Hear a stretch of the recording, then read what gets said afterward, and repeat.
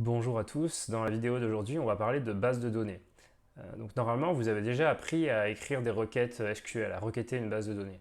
Dans ce cours on va utiliser une base qui nous servira d'exemple, de jouet, et que vous pourrez retrouver sur le site du support de cours. Alors si vous cliquez sur la petite maison en bas pour revenir sur la page d'accueil, tout en bas de la page d'accueil vous avez une section environnement dans laquelle vous pourrez télécharger la base de données ou la base de données en version compressée. Vous avez aussi un schéma de la base dans laquelle vous pourrez voir les différentes tables. Donc en fait, il s'agit d'une base de données qui contient des séries télé dans laquelle il y a des saisons, des épisodes. Les utilisateurs peuvent s'inscrire, donner des notes à ces séries télé, etc. La base de données est au format MySQL MariaDB. Donc vous pouvez installer un des deux, MySQL ou MariaDB, si vous travaillez sur votre propre environnement. Sinon, vous pourrez utiliser la base de données qui sera mise à votre disposition au département.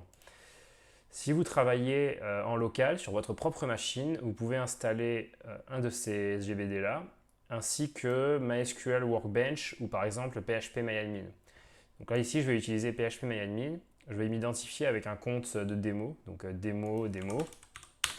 Vous allez arriver sur une interface qui ressemble à ça. Donc là par exemple, j'ai créé un compte qui s'appelle démo avec une base de données démo associée. Vous avez un bouton ici, import, et vous pouvez parcourir pour aller charger soit le fichier .sql, soit le fichier .sql.zip. Et ensuite, vous pouvez cliquer sur Go, et ça importera toutes les tables de la base de données dans votre base en local. Donc ici, vous voyez les tables qui sont à gauche, qui correspondent aux tables qu'on vient de voir sur ce schéma-là. Vous pouvez regarder par exemple la table série, dans laquelle vous avez 213 séries télé, avec différentes informations à l'intérieur.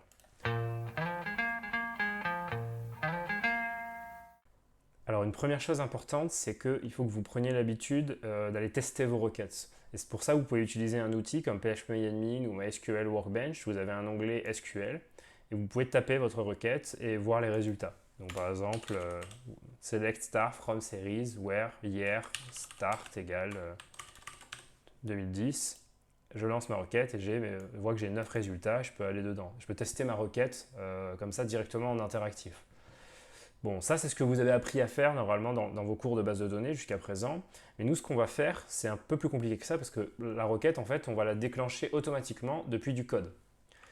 Et pour ça, on va utiliser une interface de programmation, une API, qui s'appelle le PDO. Donc, le PDO pour PHP Data Objects, c'est l'interface de programmation générique qui permet de parler à des bases de données depuis PHP. Alors ce terme, Data Object, vous le retrouverez dans d'autres technologies. Par exemple, vous avez Java Data Objects. Si vous tapez JDO, vous aurez Java Data Object. Donc ce terme-là, Data Object, en fait, c'est une interface de programmation qui est unifiée pour parler à des bases de données. On n'est pas en train de parler que à MySQL, on peut parler à Oracle, à SQL Server, et on va avoir à peu près la même interface de programmation au niveau le plus haut, et ça sera PDO. Donc le point d'entrée de PDO, c'est d'instancier PDO. En majuscule, vous avez une classe qui s'appelle PDO. Vous pouvez l'instancier avec le mot-clé new en PHP et lui donner des paramètres pour lui dire à quelle base de données en fait on va être en train de parler. Vous avez 3 paramètres. Le premier, DSN, comme Data Source Name. C'est aussi appelé la chaîne de connexion. En fait, c'est une chaîne de caractères qui représente la base de données à laquelle on va communiquer. Et ensuite, les 2 autres paramètres, ce sont l'utilisateur et le mot de passe qu'on va utiliser quand on va se connecter à la base de données.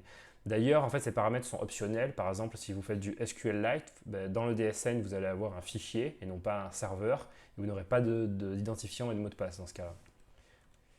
Donc par exemple, voilà à quoi ça peut ressembler, un DSN, un utilisateur, un mot de passe. Le DSN, vous voyez qu'il y a plusieurs morceaux à l'intérieur. Le premier morceau, le MySQL, c'est le nom du driver, donc c'est le nom du pilote, c'est le type de base de données à laquelle on est en train de parler. C'est-à-dire qu'en fait, avec la même interface de programmation, avec le même PDO, on va pouvoir parler à plusieurs types de bases de données, comme je disais tout à l'heure.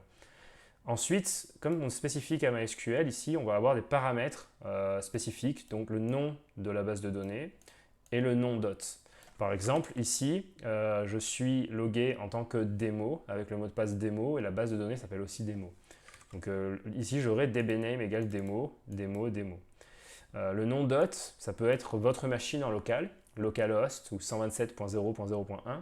mais ça peut aussi être info Arié si vous travaillez par exemple au département, puisque c'est le nom de la base de données MySQL, du serveur de base de données MySQL au département.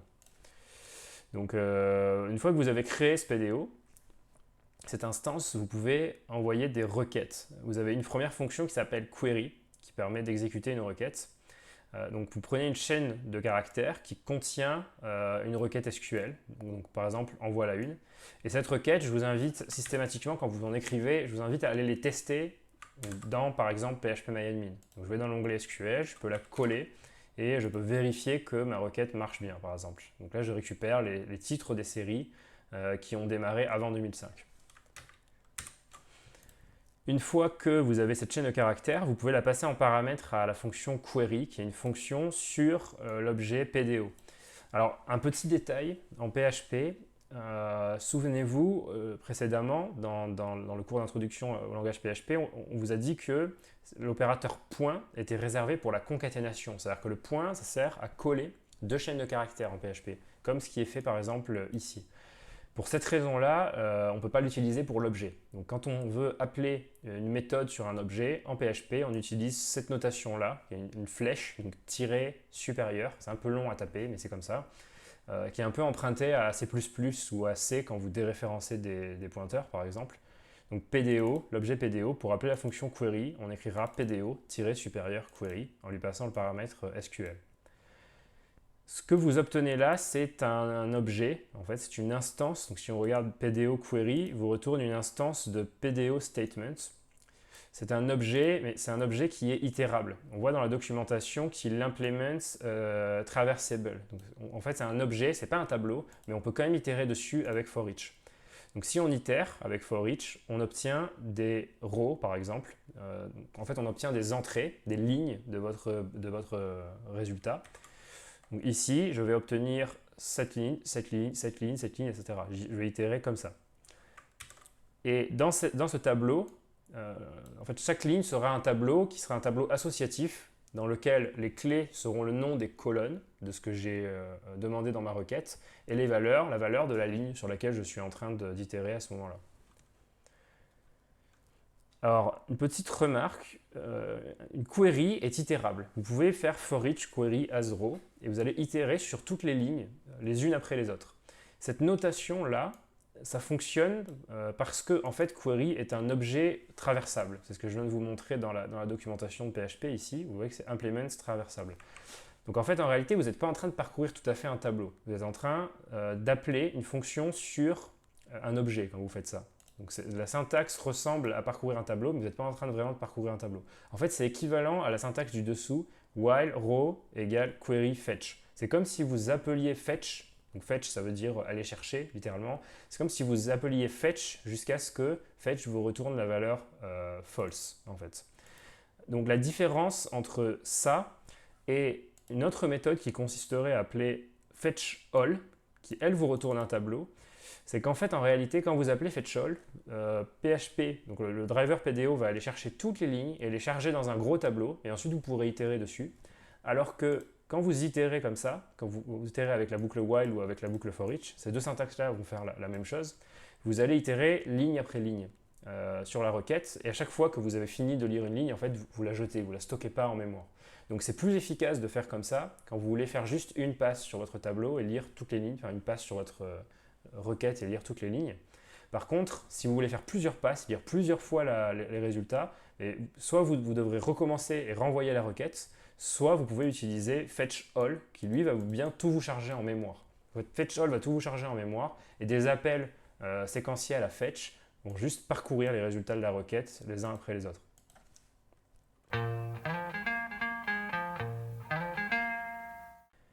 Ok, qu'est-ce qui se passe maintenant si je veux passer des paramètres à ma requête? C'est-à-dire, je veux faire une requête et je veux utiliser des informations, par exemple, qu'un utilisateur a saisies dans un formulaire. Donc, j'ai un formulaire de recherche, je tape le titre d'une série que je recherche, je soumets la requête. Et côté serveur, quand je reçois ces paramètres-là, en get ou en post, je vais envoyer une requête dans la base de données en utilisant ces paramètres comme mots-clés, par exemple, pour faire une recherche. Donc pour ça, on pourrait imaginer concaténer des chaînes de caractères. On pourrait prendre la chaîne de caractères de la requête, soit, et on va coller à la suite les données post qui ont été données par l'utilisateur. Ça, c'est une très mauvaise pratique pour des raisons de sécurité. En fait, on ne va pas faire comme ça. Ce qu'on va faire, c'est qu'on va utiliser ce qu'on appelle des requêtes préparées ou paramétrées. Donc pour ça, vous avez une autre fonction qui s'appelle prépare. Cette fonction prépare, vous allez lui donner exactement comme query une chaîne de caractères qui est une requête SQL dans laquelle vous avez des mots-clés spéciaux. Donc par exemple ici 2.title qui sont en fait des paramètres de la requête qui vont être définis plus tard au moment de l'exécution. Quand vous avez fait cette requête, quand vous avez fait préparer, vous obtenez aussi un PDO statement. Donc je peux aller voir dans la documentation, ça vous retourne aussi un PDO statement. Et ce PDO statement, plus tard, vous pouvez l'exécuter en fournissant les paramètres pour lesquels vous voulez instancier les valeurs. Par exemple, ici, vous avez le paramètre 2.title. Vous allez passer un tableau associatif à execute, dont la clé sera title et la valeur sera ici, par exemple, Dexter. Et donc, ensuite, vous pouvez itérer sur votre requête, exactement comme on l'a fait précédemment. Ici, les données, ça peut être n'importe quoi, en fait. C'est pour cette raison-là qu'on prépare la requête, c'est parce que ici, les données, on est sûr que ça ne va pas altérer le contenu de la requête elle-même. Par exemple, si je prends cette requête-là, que je vais la coller dans phpMyAdmin ici, et que je l'écris comme ça, voilà, là c'est la requête qui va être exécutée. Mais imaginons que je concatène directement l'entrée de l'utilisateur, donc ce que l'utilisateur a saisi ici. L'utilisateur, il aurait pu utiliser par exemple un guillemet dans son entrée. Et ce guillemet, il va casser ma requête, puisqu'il va fermer ma chaîne de caractères. Derrière, il aurait pu écrire quelque chose du genre end, title est différent de, et un autre guillemet. C'est-à-dire que l'entrée utilisateur, ça pourrait être cette chaîne-là. Et là, on est en train de modifier la structure de la requête elle-même. Donc en fait, l'intérêt de préparer des requêtes, c'est que on fait bien la différence entre ce qui fait partie de la requête et ce qui fait partie des données. Ici, title, ça sera bien des données, même si ici j'ai une chaîne bizarre de ce genre-là. Je vais bien faire une recherche sur une série qui a ce nom-là, comme ce que je viens de surligner, la chaîne que je surligne à l'écran. Donc utilisez toujours des requêtes préparées parce que c'est plus sûr. Pour des raisons de sécurité, il faut toujours utiliser les requêtes préparées. Donc avec cette syntaxe-là, au moment où vous écrivez votre requête SQL, donc ce que vous pouvez faire, c'est que vous pouvez la tester. Donc d'abord, je vais dans phpMyAdmin, j'écris ma requête. Là, c'est une requête très simple, mais vous allez voir que vous allez être amené dans les TD à écrire des requêtes plus compliquées. J'exécute, j'ai un résultat. Et quand je suis content de ma requête, quand ma requête fonctionne, je vais récupérer ma requête et je vais remplacer les mots-clés par exemple, 2.title pour avoir un paramètre de requête préparé. Et dans mon code, je vais obtenir quelque chose qui est comme ça. Et ici, je peux très bien avoir, par exemple, $_post title, si j'ai un formulaire et que l'utilisateur m'a fourni title dans un formulaire post. Alors, il y a une autre manière d'écrire ces requêtes paramétrées. Au lieu d'utiliser cette syntaxe-là, où on a nommé le paramètre title, on a écrit $title, c'est d'utiliser le point d'interrogation.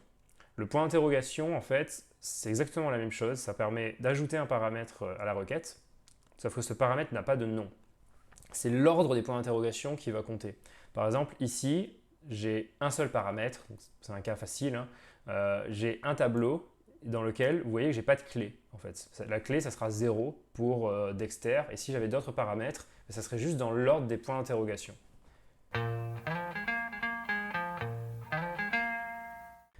Alors une première remarque, c'est sur le nombre de résultats obtenus. Vous pouvez utiliser la méthode rowCount sur un objet de type requête, donc de type PDO statements, que vous obtenez à l'aide de query ou de prepare. Cette fonction-là, rowCount, va vous dire le nombre de lignes qui ont été obtenues par la requête que vous êtes en train d'exécuter. Donc si vous exécutez cette requête-là, ici, en appelant rowCount sur l'objet query, vous obtiendrez le nombre de lignes que la requête que vous êtes en train d'exécuter vous retourne. Alors attention, c'est quand même pas une bonne méthode pour compter le nombre de lignes qu'il y a dans une très grosse table. Si vous voulez faire ça, vous le ferez de cette manière-là, c'est-à-dire que vous pouvez écrire une requête qui elle-même explicitement va sélectionner le nombre de lignes de la table série. Dans ce cas-là, ici, vous remarquerez qu'on n'itère pas sur les résultats, parce qu'on s'attend à en avoir qu'un seul, à avoir qu'une seule ligne. Donc on appelle une seule fois fetch, on obtient un objet, ici on l'appelle le result, donc un tableau associatif. Et dans ce tableau-là, on peut accéder à NB, puisqu'ici on a renommé count étoile NB avec le mot-clé as. Une autre remarque, c'est sur la gestion d'erreurs. C'est-à-dire que parfois c'est possible que vous n'ayez pas quand même testé votre requête à l'avance ou que vous l'ayez testé à l'avance mais que ça ne marche pas en PHP, que vous essayez de comprendre pourquoi.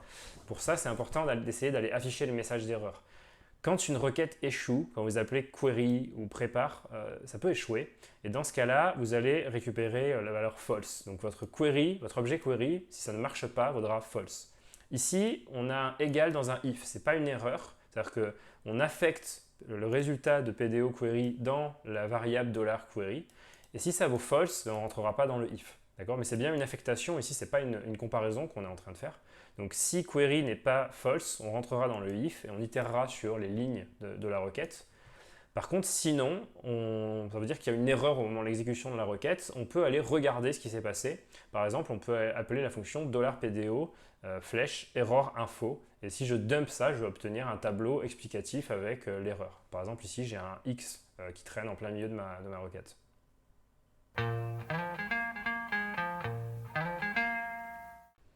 Donc rapidement, un exemple un peu complet, je peux instancier mon PDO. PDO égale new PDO de MySQL.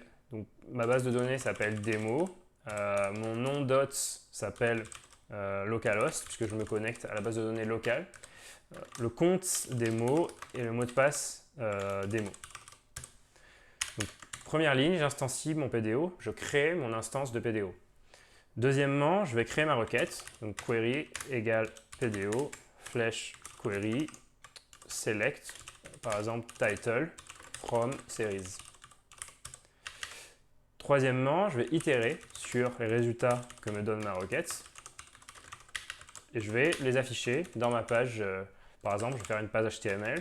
Donc on peut imaginer une liste à puces dans laquelle je vais mettre mon for each avec les éléments de ma liste.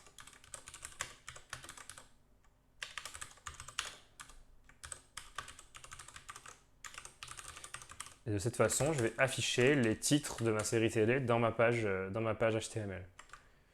Donc je peux tester ça et je vois les éléments apparaître dans ma liste à puces. Donc ici, je vois absolument tous les résultats de ma requête. Donc j'ai toutes les séries de ma base de données qui apparaissent dans ma page. Je peux aussi tester row counts. Donc ici, je peux mettre par exemple il y a query flèche row counts résultat. Et je vois qu'il y a 213 réponses à ma requête. Aussi, je peux tester par exemple, savoir s'il y a eu des erreurs. Donc s'il y a eu des erreurs dans ma requête, je peux utiliser un else en bas, dans lequel je vais débugger et afficher, par exemple, mon PDO error info. Et donc là, il n'y a pas d'erreur. On va en construire une. On va aller ajouter un caractère ici ou enlever le F de from, par exemple. Si je rafraîchis ma page, j'ai bien un message d'erreur qui apparaît. Et le message d'erreur, vous avez une erreur dans votre syntaxe SQL, etc., etc.